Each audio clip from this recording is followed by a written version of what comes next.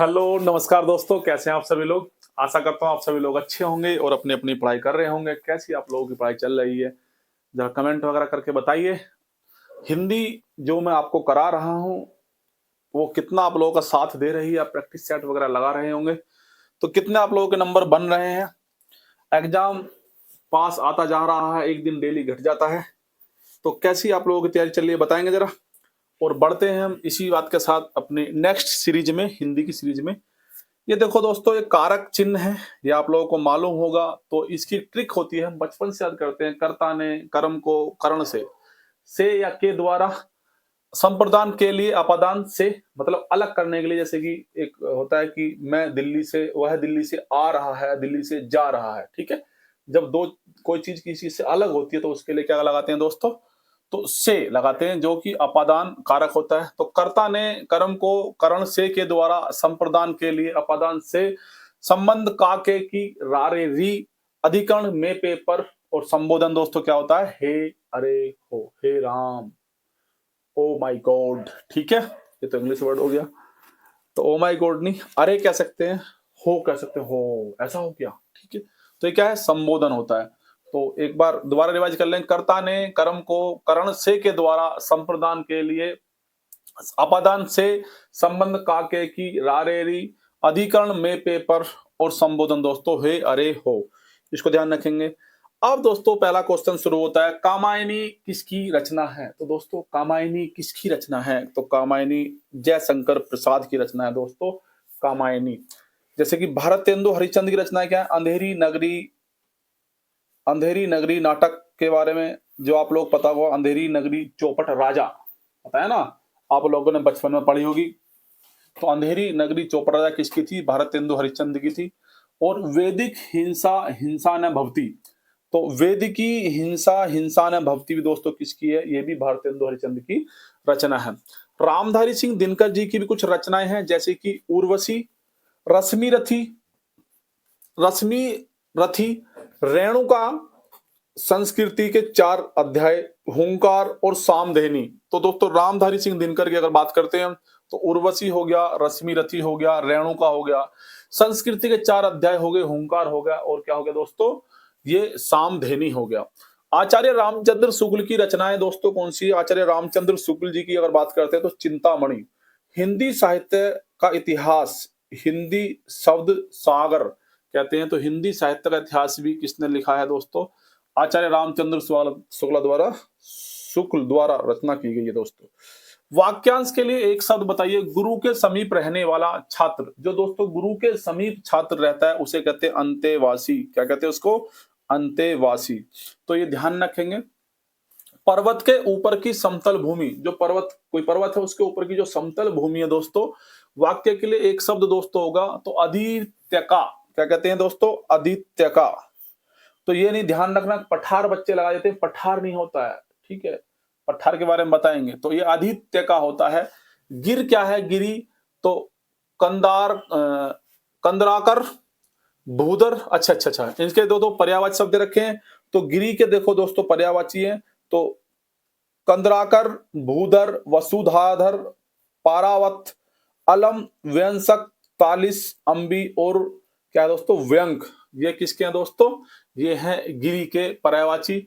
और उपत्यका क्या? पर्वत के पास की भूमि। उपत्यका, अगर पर्वत के पास में कोई भूमि है दोस्तों उसे कहते हैं उपत्यका। न हो सकने वाला कार्य, तो न हो सकने वाला कार्य ये होता है दोस्तों, अनेक शब्दों के लिए एक शब्द आपसे पूछ जाता है। तो न हो सकने वाला कार्य दोस्तों क्या कहते हैं? अशाक्य। क्या बोलते हैं बेटा? अशाक्य बोलते हैं।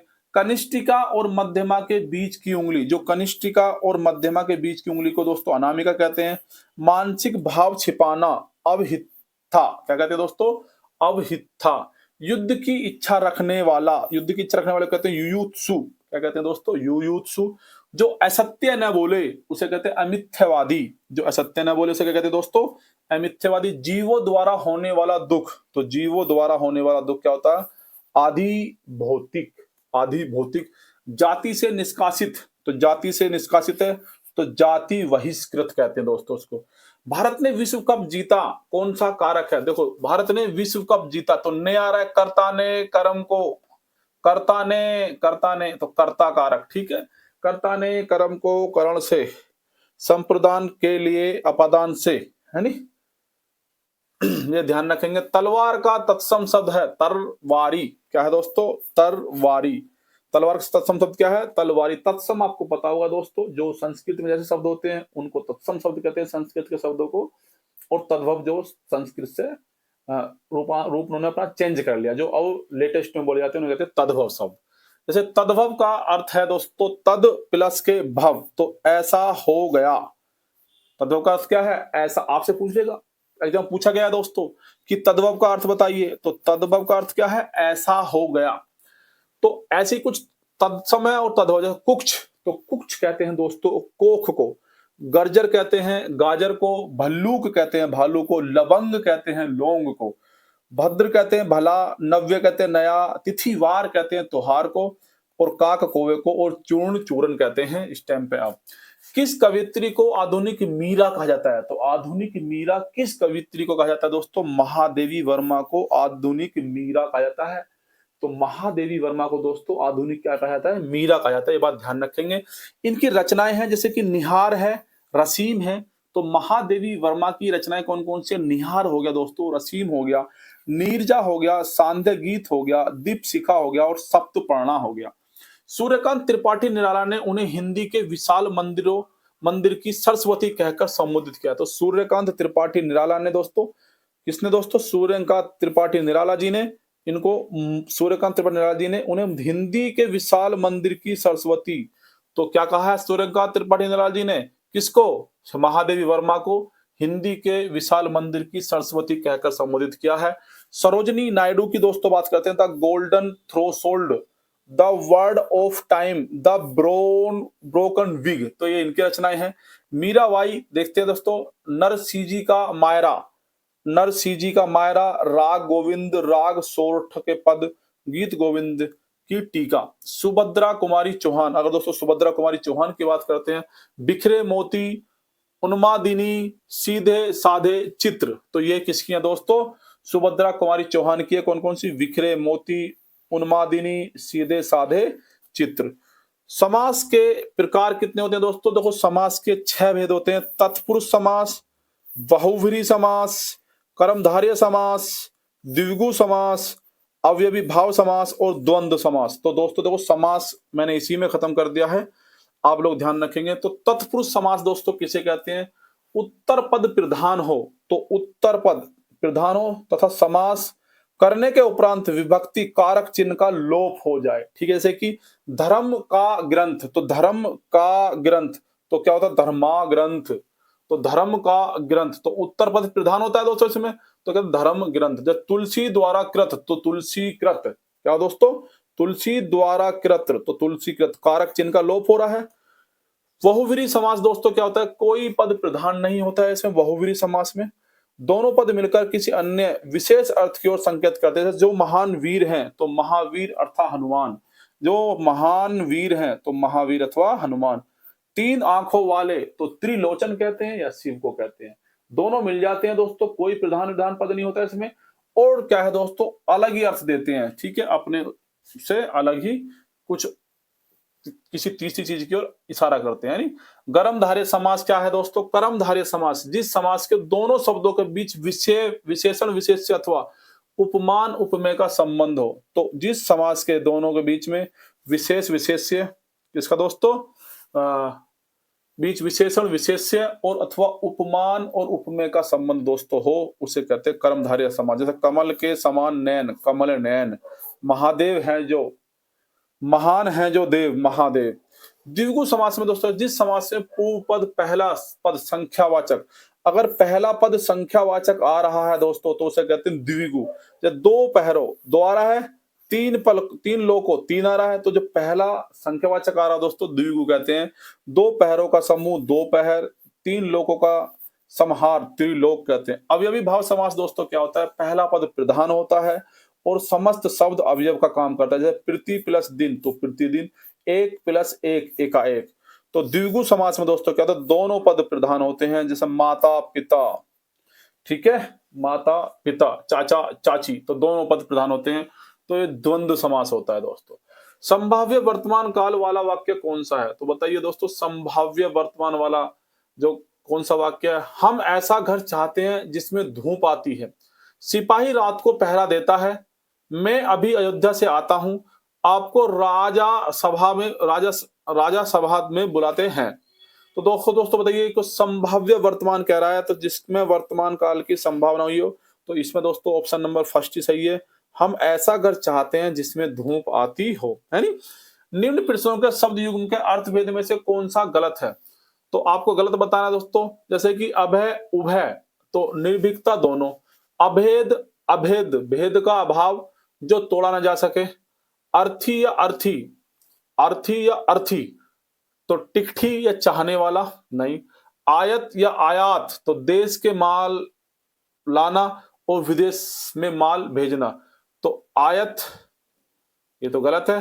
तो पूछा क्या है दोस्तों, कौन सा गलत है?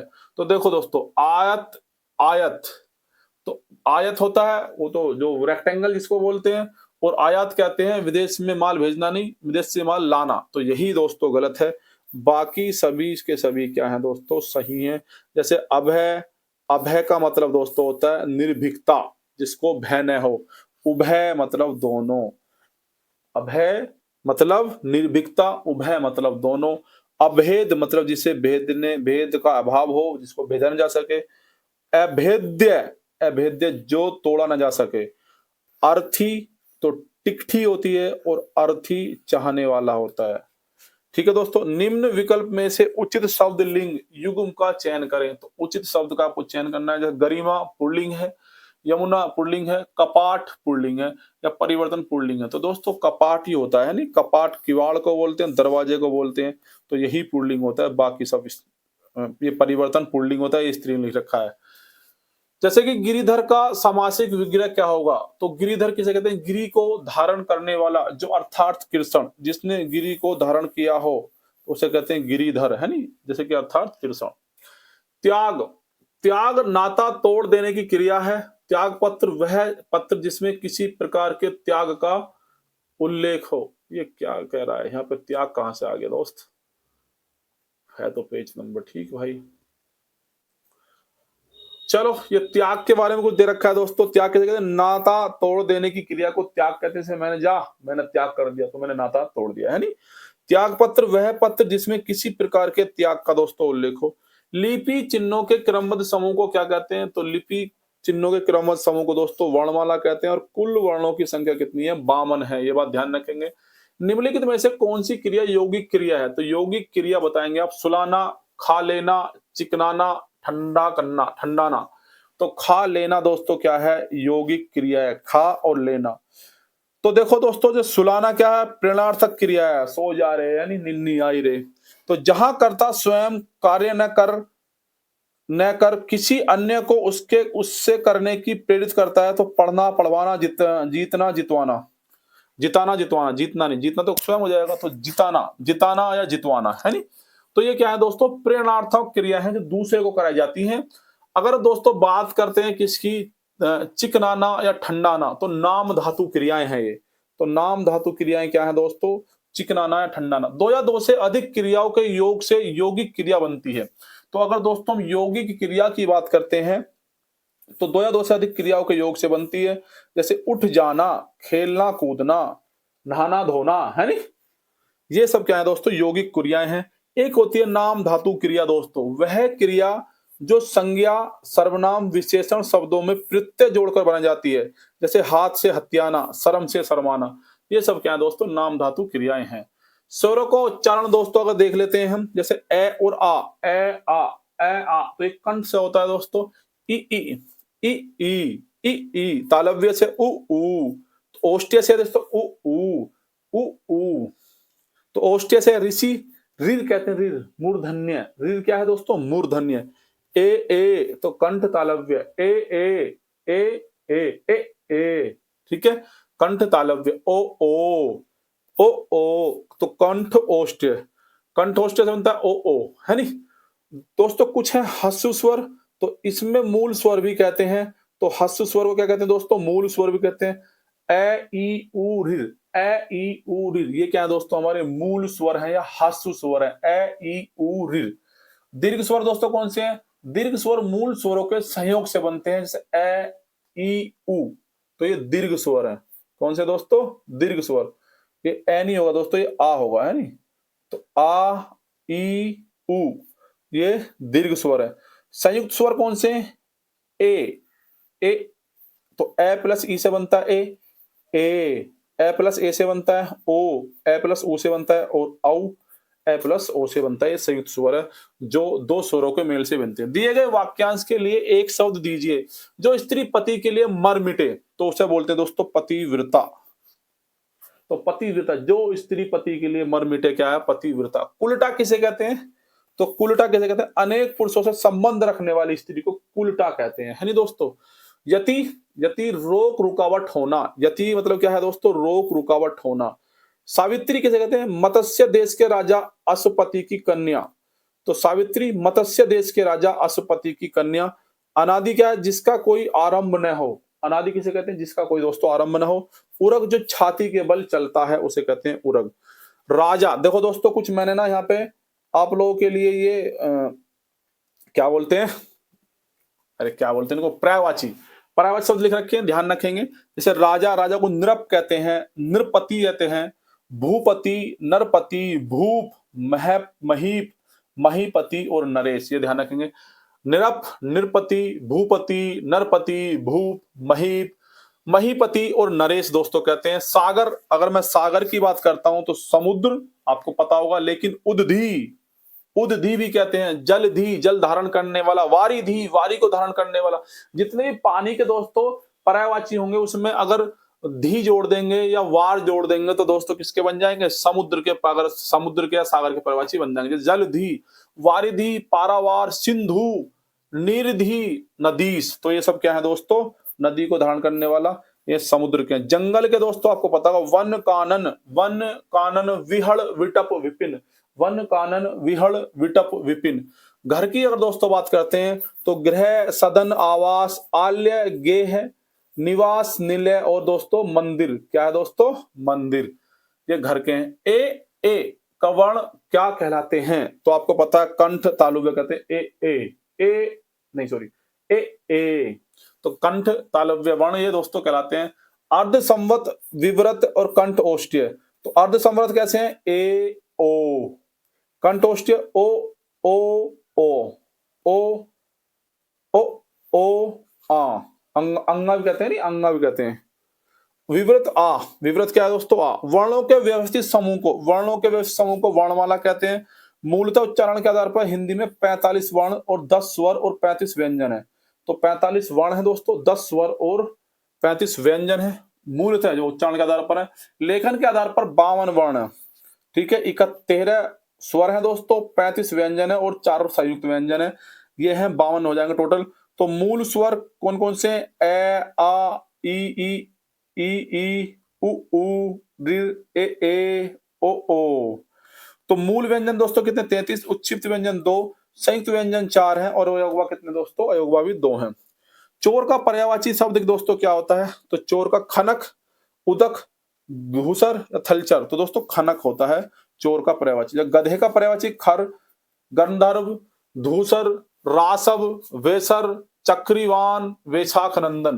तो ये वैशाख नंदन दोस्तों बहुत पूछ जाता है गधे का पर्यायवाची। तो खर हो गया, गंधर्व हो गया, गर्धव, गंधर्व नहीं गर्धव, धूसर, रासव, वेसर, चक्रीवान और वैशाख नंदन। चोर का दोस्तों ये हो गया देखो, खनक, रजनीचर, दस्यु, साहिस, साहसिक, कबिज, मोसक और तस्कर। तो खनक आपको रजनीचर रात को चलने वाला, दस्यु, साहसिक हो गया, कम्बिज हो गया, मोसक हो गया और तस्कर हो गया। किसका पर्यायवाची होगा दोस्तों? चोर का। अगर मैं जल की बात करता हूं तो वारी कहते हैं पानी, नीर, सलील, तोय, उदक। तो आपको ये तो पता होगा वारी, पानी, नीर, सलील और तोय, लेकिन उदक, एक है उदक। अंबु दोस्तों जीवन, पेय, अमृत और मेघ पुष्पम, ये भी किसके दोस्तों? जल के पर्यायवाची। जैसे गधे, गधे का हालांकि हम ऊपर पढ़ के आए हैं, खर, गंधर्व है नहीं, वैशाख नंदन आप जरूर ध्यान रखेंगे। जो थलचर की दोस्तों बात करता हूं, धरती पर विचरण करने वाला जीव, कोई भी दोस्तों जो धरती पर चलता है उसे कहते हैं थलचर, कोई भी, चाहे हम भी क्यों ना सही। ठीक है। पृथ्वी का पर्यायवाची शब्द क्या है दोस्तों? धरा, धरती, वसुधा, भूमि, वसुंधरा, भू, इला, धरा, धरित्री और धरणी, ये सब क्या है दोस्तों? धरती के पर्यायवाची हैं। इनको बार बार रिवाइज करेंगे। ठीक है। पर्वत के क्या है दोस्तों? शैल हो गया, नग हो गया, भूधर पहाड़, अंचल, महीधर गिरी, भूमिधर तुंग, और ये क्या है दोस्तों? ये पर्वत के हैं। बिजली की दोस्तों बात करें, चपला, चंचला, दामिनी, सौदामिनी, विद्युत तड़िता, विजुरी, क्षण प्रभा, इसे कहते हैं दोस्तों बिजली। मेघ की बात करते हैं, बादल, जलधर, पयोद, पयोधर और धन। घन क्या होता है? ये क्या होता है दोस्तों? ये बादल के पर्यायवाची दोस्तों होते हैं। जैसे कि ये काली घटा का घमंड घटा में कौन सा दोस्तों अलंकार है? तो काली घटा का घमंड घटा दोस्तों कौन सा? यमक अलंकार है। ठीक है। काली घटा का घमंड घटा, क्या मतलब है यमक अलंकार का दोस्तों? जहां एक शब्द एक से अधिक बार आए और उसका अर्थ भिन्न हो, वहां यमक अलंकार होता है। एक शब्द एक से ज्यादा बार दोस्तों आए और दोनों का या तीनों का शब्द अर्थ जो दोस्तों अलग हो, तो वहां होता है यमक अलंकार। ये बात आप ध्यान रखेंगे। अगर दोस्तों बात करते हैं अनुप्रास अलंकार की, जहां एक ही वर्ण की आवृत्ति एक से अधिक बार हो, कोई वर्ण है उसकी आवृत्ति बार बार हो रही है, एक से अधिक बार हो रही है, तो क्या है दोस्तों? वहां अनुप्रास अलंकार है। जैसे चारु चंद्र की चंचल किरणें खेल रही जलथल में, तो चारु च च च खेल रही जलथल में। ठीक है। तो ये सब क्या है दोस्तों? ये है अनुप्रास अलंकार। बात ध्यान समझ में आई नहीं आई? तो अनुप्रास क्या है दोस्तों? जब एक वर्ण की आवृत्ति बार बार दोस्तों हो रही हो, एक से अधिक बार हो रही हो, ठीक है, तो उसे कहते हैं हम अनुप्रास अलंकार। और जब एक शब्द से अधिक बार आए और उसका अर्थ अलग अलग निकले, तो होता है यमक अलंकार। इन दोनों से दोस्तों क्वेश्चन बन जाता है। उपमा की बात कर लेते हैं। उपमा अलंकार दोस्तों क्या होता है? जहां एक वस्तु या प्राणी की तुलना किसी दूसरी वस्तु या प्राणी से की जाए, अगर एक वस्तु की तुलना दूसरी वस्तु से दोस्तों करी जा रही है, तो वहां कहते हैं उपमा अलंकार होता है दोस्तों। जैसे सागर सा गंभीर हृदय हो, गिरी सा ऊंचा हो जिसका मन। तो देखो, सागर से गंभीर हृदय, ठीक है, तो हृदय की तुलना किससे करी जा रही है? सागर से करी जा रही है। और गिरसा ऊंचा जिसका मन, और मन की तुलना पहाड़ से की जा रही है, पर्वत से की जा रही है। तो ये क्या है दोस्तों? उपमा अलंकार है। अन्योक्ति अलंकार दोस्तों कौन सा होता है? यहां पर अप्रस्तुत के वर्णन द्वारा प्रस्तुत का बोध किया गया है, यह एक अन्योक्ति अलंकार होता है। किसी की बात किसी और पर डालकर कहना, ये कहते हैं अन्योक्ति अलंकार। ठीक है। जैसे नहीं पराग नहीं मधुर, मधुर मधु, नहीं विकास एही काल, अली कली सो वधियो, आगे कौन हवाल। तो सुकृत ना श्रम वृथा, देखी विहंग विचारी, बाज पराए पानी परी, तू पछीन ना मारी। तो ये भी क्या है दोस्तों? इसकी बात किसी और पर डालकर कही गई है। ध्यान रखेंगे, दोनों ही ये दोहे टाइप में पूछे जाते हैं एग्जाम में। जो चाहे करो बस हमें तंग ना करो, जो चाहे करो डैश डैश डैश, बस हमें तंग ना करो। तो अल्प विराम, अर्ध विराम आएगा या पूर्ण विराम आएगा, योजक चिन्ह आएगा। तो दोस्तों क्या आएगा? अर्ध विराम आएगा। जो चाहे करो, अल्प विराम, बस हमें तंग न करो। तो देखो दोस्तों, ये कोष्टक चिन्ह होते हैं। निर्देशन चिन्ह कौन सा होता है? जो नीचे लगाते हैं, नीचे है नहीं, जैसे लाइन हम लिख रहे हैं यहां से ऐसे, ठीक है, और यहाँ पे ये नीचे लगा रहे हैं हम, क्या है? योजक चिन्ह। कौन सा? सॉरी, निर्देशन चिन्ह कौन सा होता है दोस्तों? निर्देशन चिन्ह। लोप चिन्ह, जब किसी बात को खत्म करते हैं तो लास्ट में एंड से पहले ये योजक चिन्ह। लाघव चिन्ह क्या होता है? ये होता है पुनरुक्ति चिन्ह। तो पुनरुक्ति चिन्ह दोस्तों ये आपको पता ही होगा, है नहीं? त्रुटि चिन्ह, तो त्रुटि चिन्ह ये होता है नीचे की तरफ होता है, ऊपर को नहीं होता है ये। और विवरण चिन्ह दोस्तों ये होता है। पूर्ण विराम आपको पता ही होगा, अल्प विराम आपको पता ही होगा, उप विराम आपको पता है, प्रश्नवाचक चिन्ह आपको पता है, विस्मयादि बोधक चिन्ह आपको पता है, संयोजक चिन्ह जो बीचों बीच लगाते हैं किसी में, जैसे कि ए है यहाँ पे और यहाँ बीच में लगा दिया ब, किसी दो शब्दों को जोड़ के दिखाने के लिए। उदाहरण चिन्ह, तो उदाहरण चिन्ह ये दोस्तों होता ही है। ठीक है, ये पुनरुक्ति चिन्ह और ये उदाहरण चिन्ह। झांसी की रानी किसकी रचना है दोस्तों? सुभद्रा कुमारी चौहान की रचना है झांसी की रानी। त्रिधार, त्रिधार हो गया दोस्तों, त्रिधारा, मुकुल हो गया और बिखरे मोती, ये सब किसके दोस्तों? सुभद्रा कुमारी चौहान की रचनाएं हैं। महादेवी वर्मा की दोस्तों बात करता हूं, निहार, यामा, रसीम, सप्तपर्णा, संध्या गीत और दीपशिका, ये किसके दोस्तों? महादेवी वर्मा की है। मुक्त बोध की बात करते हैं, चांद का मुंह टेढ़ा, अंधेरे में भूरी भूरी खाक, धूल, ब्रह्म राक्षस। तो ये क्या है दोस्तों, मुक्ति बोध की रचना है। नागार्जुन की बात करते हैं, खिचड़ी, विप्लव देखा हमने, युग धारा, सतरंगे पंख वाली, बादल को घिरते देखा। ये सब किसके दोस्तों, नागार्जुन की दोस्तों ये रचनाएं हैं। तो आज के लिए दोस्तों हिंदी में इतना ही, मिलते हैं अपनी नेक्स्ट वीडियो में दोस्तों। अगर आप लोगों को वीडियो पसंद आ रही हो तो वीडियो को लाइक करें, चैनल को सब्सक्राइब करें और वीडियो को शेयर करें। मिलते हैं कल। नमस्कार, थैंक यू, टाटा, बाय बाय, जय हिंद।